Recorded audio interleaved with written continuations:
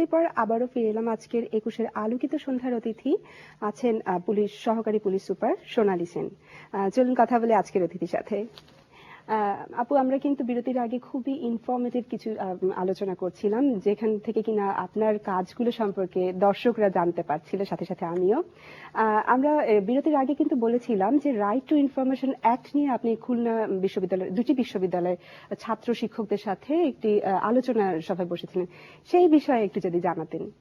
আসলে right two information act নিয়ে আমাকে কথা বলতে বলা হয়েছিল ইউএস এম্বাসি থেকে, আমেরিকান কর্নারে একটা চেঞ্জ মেকার থেকে এইটা অর্গানাইজ করা হয়েছিল।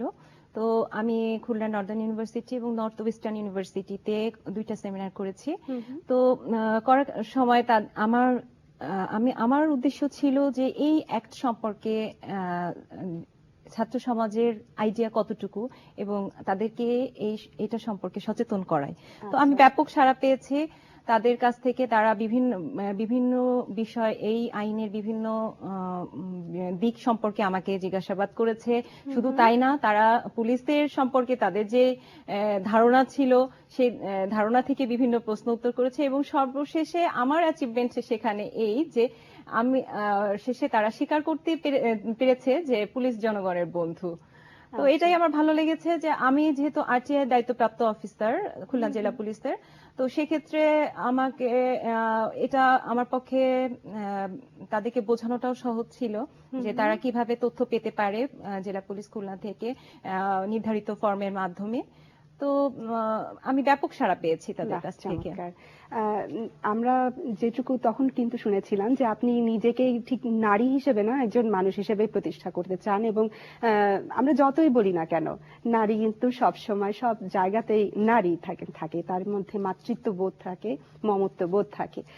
সেই ক্ষেত্রে একজন নারী পুলিশ অফিসার হিসেবে আপনার নিশ্চয়ই কোনো ভবিষ্যৎ পরিকল্পনা রয়েছে, কিংবা কি কি পদক্ষেপ আপনি ভবিষ্যতে নিতে চান, সেগুলো যদি একটু জানাতেন, সমাজকে পরিবর্তনের জন্য আপনার দৃষ্টিভঙ্গিটা। হ্যাঁ, বুঝতে পেরেছি। আমি যেহেতু একজন নারী হিসাবে এখানে এসেছি, অবশ্যই যদিও আমার পেশাটা কিছুটা পুরুষের সমান মর্যাদার, তারপরও আমাদের দেশের এখনো অনেক নারীরা পিছিয়ে আছে। সম অধিকার এখনো আমরা অর্জন করতে পারিনি। আমাদের অংশগ্রহণ বেড়েছে কিন্তু আমাদের অংশীদারিত্ব কিন্তু এখনো এসে পারেনি পুরাটা। আর শুধুমাত্র এই বৈষম্যের কথা শুধু আমাদের দেশে কেন বলবো, আমাদের সারা বিশ্বব্যাপী কি এখনো পুরো ইকুয়ালিটি মেনটেন করতে পারছে? আমার মনে হয় যে সে তুলনায় আমাদের দেশ ঈর্ষণীয় অবস্থানে আছে।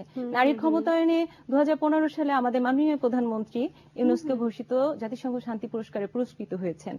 তো আমি বলবো এটা আমাদের একটা বড় অর্জন, কারণ আমাদের দেশে কিন্তু সব বড় বড় পদে কিন্তু নারীরা রয়েছে। হ্যাঁ, আমাদের মাননীয় স্পিকার নারী, আমাদের দেশের প্রধানমন্ত্রী নারী, বিরোধী দলীয় নেত্রী নারী। সেখানে আমরা বলবো আমরা অনেক শক্তিশালী অন্যান্য দেশের তুলনায়।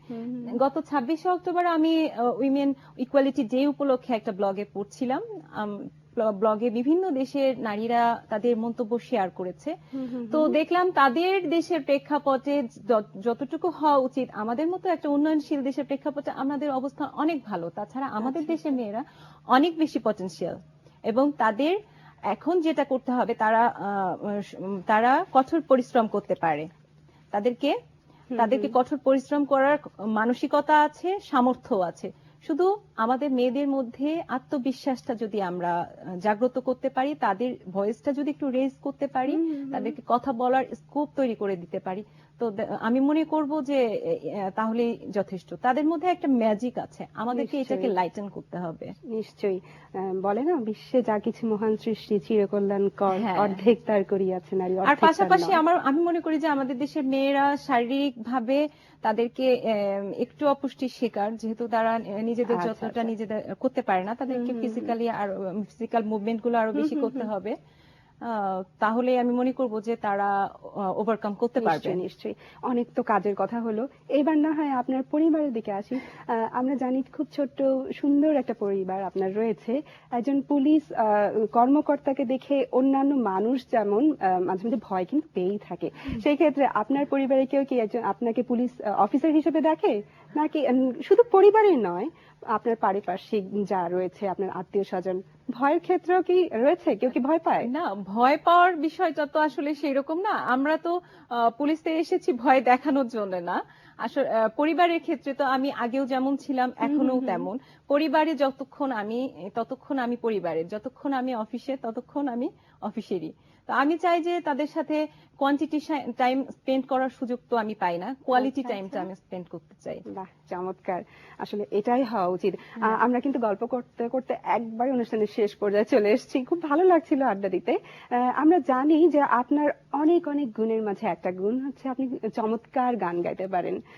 আমরা সেই গান শুনতে, শুনতে বিদায় নেব। তার আগে আপনাকে জানাতে চাই অসংখ্য ধন্যবাদ যে আপনার এত ব্যস্ততার মাঝে আপনি আমাদেরকে সময় দিয়েছেন। আপনার প্রতি রইল আন্তরিক শুভকামনা। আমি দর্শকদের কাছ থেকে বিদায় নিয়ে আসি। আপনি ঠিক করেন কোন গানটি গাইবেন? ধন্যবাদ জুলিয়া তোমাকে এত সুন্দর উপস্থাপনা করার জন্য এবং আমার সাথে থাকার জন্য। ধন্যবাদ। আপনাকে আবার অসংখ্য ধন্যবাদ।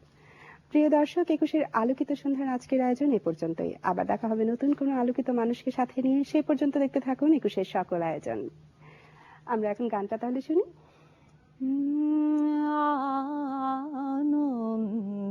আনন্দধারা বহিছে ভুবন আনন্দধারা বহিছে ভুবনে দিন রজনী কত অমৃত রস উথলে যায় অনন্ত গগনে আনন্দধারা বহিছে ভুবনে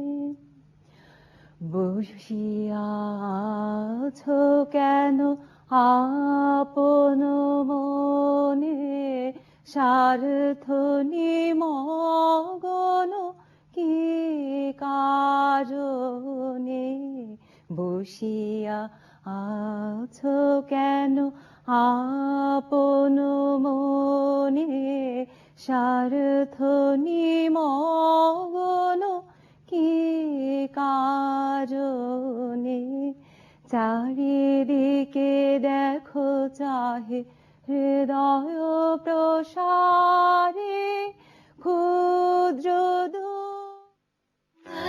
অপেক্ষা